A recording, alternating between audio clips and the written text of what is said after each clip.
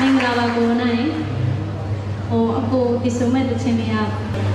တခင်ကြောင့်လည်းမရပါဘူးဟုတ်ကဲ့ဒီချင်းလေးကအများကောင်းပါတယ်ဒီချင်းလေးကိုအခုဘယ်လိုဒီစုံဖြစ်သွားတယ်ဆိုတာလေးနည်းနည်းပြောပြပါလား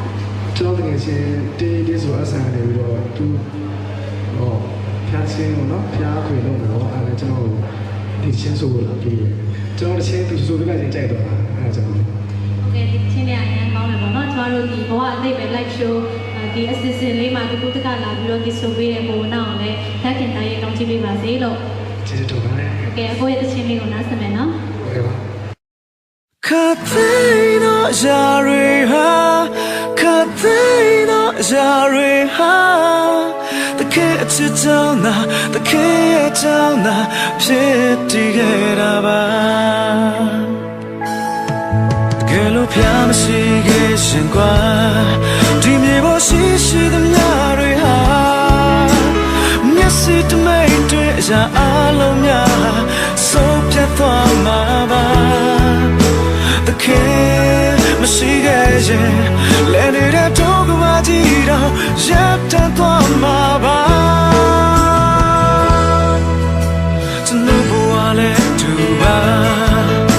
ဖျားမရှိခဲ့ရင်ကွာတစက္ကန့်လေးမှအသက်ရှူဖို့တော့လုံးဝမဖြစ်နိုင်မှာတကယ်မရှိခဲ့ရင်ကနာရခီလန်ချမ်းမှာရေမပါတဲ့ခီးသွားတယောက်လိုပါခတ်သိတော့ရာရီဟာခတ်သိတော့ရာရီဟာတကယ်ချစ်ကြောင်းသာတကယ်အကြောင်းသာဖြစ်တည်ခဲ့တာပါခတ်သိတော့ရာရီဟာခတ်သိတော့ရာရီဟာတကယ်အကြောင်းသာတကယ်အချစ်ကြောင်းသာဖြစ်တည်ခဲ့တာပါ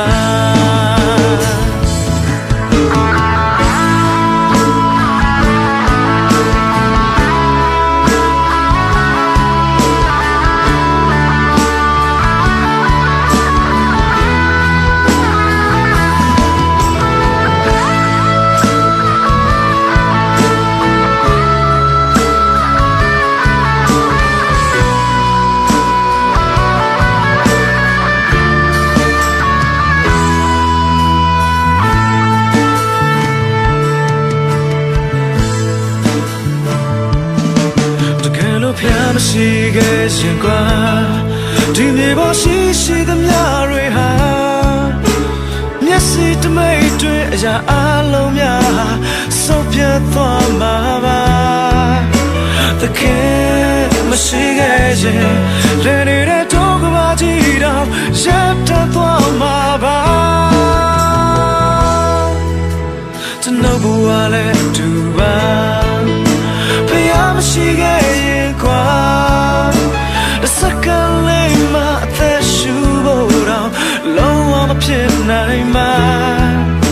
တကယ်မရှိခဲ့ရင်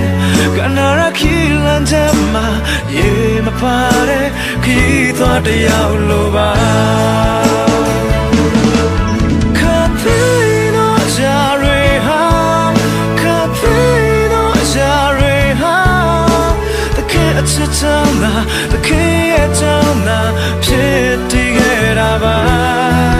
ခတ်သိတော့ရာရီဟာခတ်သိတော့ရာရီဟာတကယ်အကြောင်းသာတကယ်အချစ်ကြောင့်သာဖြစ်တည်ခဲ့တာပါခတ်သိတော့ရာရီဟာခတ်သိတော့ရာရီဟာတကယ်အချစ်ကြောင့်သာတကယ်အကြောင်းသာဖြစ်တည်ခဲ့တာပါကျွန်တော်ရဲ့ဘဝတွေဟာကျွန်တော်ရဲ့သက်တာဟာတကယ်အကြောင်းသာတကယ်အချစ်ကြောင့်သာဖြစ်တည်ခဲ့တာပါရာရီဟာခတ်သိတော့ရာရီဟာတကယ်အချစ်ကြောင့်သာတကယ်အကြောင်းသာဖြစ်တည်ခဲ့